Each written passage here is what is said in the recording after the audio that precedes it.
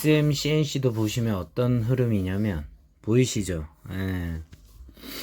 아마도 이제 좋은 흐름으로 간다는 얘기가 많이 나왔다가 이렇게 내렸다가 다시 위로 올려서 여기까지만 본전 찾아주는 모드로 가다가 SM과 관련 엔터테인먼트가 다 이때 이렇게 뭐 신고가 갱신하면서 올라갔을 거예요. 그쵸?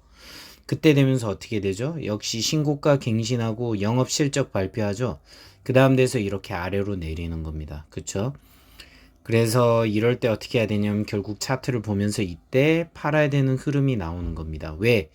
뻔할 뻔짜로 이렇게 하면서 내릴 거고, 그리고 나서 어떻게 되느냐, 이 매물대에 갇히면서 추가 상장 얘기가 계속 나올 겁니다. 그쵸? 추가 상장을 하면서 당연히 얘는 또 이쪽의 흐름을 위협하는 흐름으로 가기 위해서 준비를 합니다. 그쵸? 여기 보신 매물대가 이렇게 잡혀 있죠. 이 매물대를 침범하면서 와리가리 하는 모드로 갈 겁니다. 그러니까 바꿔 얘기하면 뭐냐면 이 파동을 견딜 수 없다면 요쯤에서 정리를 해야 돼요. 실적 발표를 했다던가 아니면은 엔터테인먼트가 전체적으로 조정을 받는다는 얘기를 한다던가, 그쵸?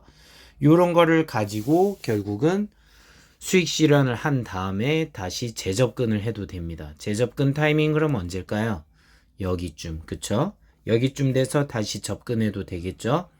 그런데 지금 전체적으로 빅스텝이니 아니면 금리 인상이니 이런 얘기가 있죠. 그럼 외부적인 요인으로 이렇게 아래로 내릴 수 있다면 241선에서 적어도 30% 내릴 수 있다는 겁니다. 그러면 4,200원 선에 지금 잡혀 있다고 하면 여기서 30% 빼봐요. 그럼 얼마예요? 4,200 곱하기 0.7을 하면 되죠. 0 없어지고 420 곱하기 7이니까 7428, 7214, 2940인가요? 2940원까지 거의 간다는 거죠. 그러면 이 2940원이란 얘기가 뭔가요? 자세히 보면 이때까지 빠질 수 있다는 겁니다. 보이시죠? 여기 정도까지 빠질 수 있는 흐름이 존재한다. 이걸 강제로 내리는 건 뭐냐? 결국 외부의 악재적인 요인, 바로 금융에 문제가 생겼다. 앞으로 세계 경제가 안 좋아질 거라는 이 흐름 때문에 간다는 거죠.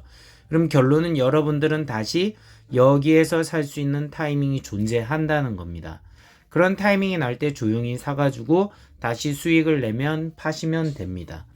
왜 그러냐면 여러분들이 생각할 때 이런 생각할 겁니다.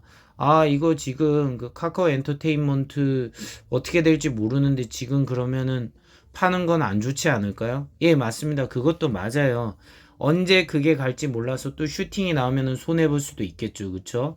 그냥 이렇게 뭐랄까 뭐죠? 지붕 올라간 그 뭐지? 닭을 개가 밑에서 쳐다보는 거죠. 아, 갑자기 속담 생각이 안 나는데 그 꼴 날 수 있다는 거예요. 그쵸? 그 꼴 날 수 있는 거에 대한 리스크는 있지만 제가 볼 땐 적어도 한 번씩 다 눌러줄 수밖에 없는 게 경제적 흐름이 그런 식으로 간다는 겁니다. 그럼 결국 뭐냐? 2,940원이면 요 정도 라인 되겠죠. 그쵸? 요때보다는 저점을 조금 올라가는 흐름으로 갈 수 있다는 거죠. 저점이 올라간다는 얘기는 뭐냐면 다시 파동을 칠 때 5,700원보다 더 높은 6,000원 선에서 포인트가 결정될 수 있다는 겁니다. 그쵸? 이게 가능한 이유는 SM은 기본적으로 엔터테인먼트이기 때문에 엔터테인먼트는 갑자기 매출이 확 나와가지고 올라갈 수 있는 요소가 큽니다. 근데 특히 SM과 SMCNC 이런 거는 이제 아시죠?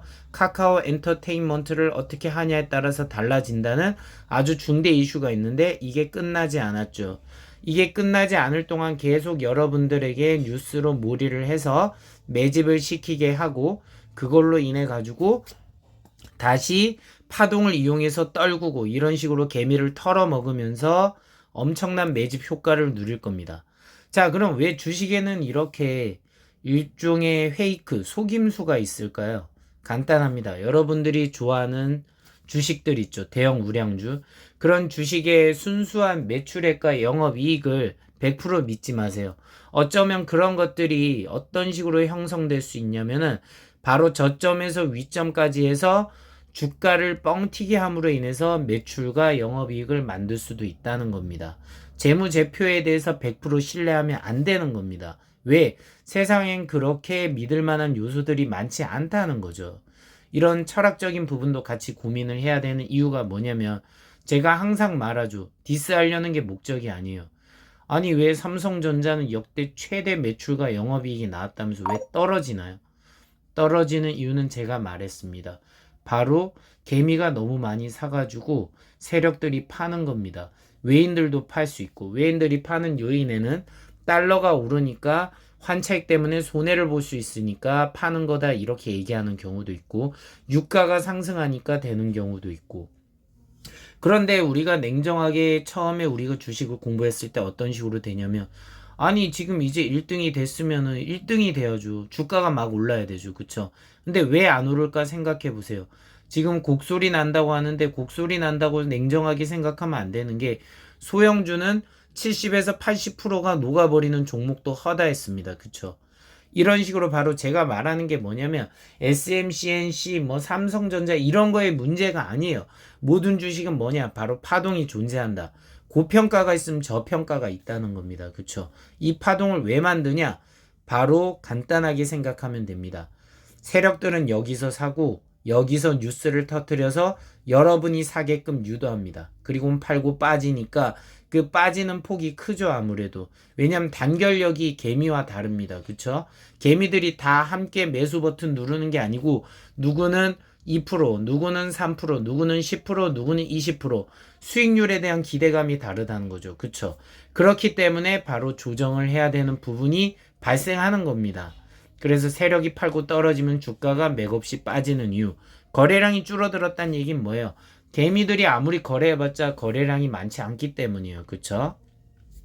그래서 어떤 주식을 행하던 간에 여러분들은 냉정하게 판단해야 됩니다. 그 냉정함을 잃는 순간에 내 돈은 하늘로 사라집니다. 정확히 하늘로 사라지는 게 아니죠. 차트를 보고 냉정하게 트레이딩을 하는 사람한테 뺏기는 겁니다. 여러분들은 장기 투자를 하면서 제일 중요한 건 앞으로 다 올라갈 거라고 기대하죠. 근데 항상 조심해야 될 게 뭔 줄 알아요? 이렇게 기대감을 심어놓고 누군가는 팔고 빠진다고요. 그쵸? 그렇기 때문에 조정이 발생하는 겁니다. 여러분 더 이상 속지 마세요. 구독과 좋아요, 알림 설정은 사랑입니다. 감사합니다.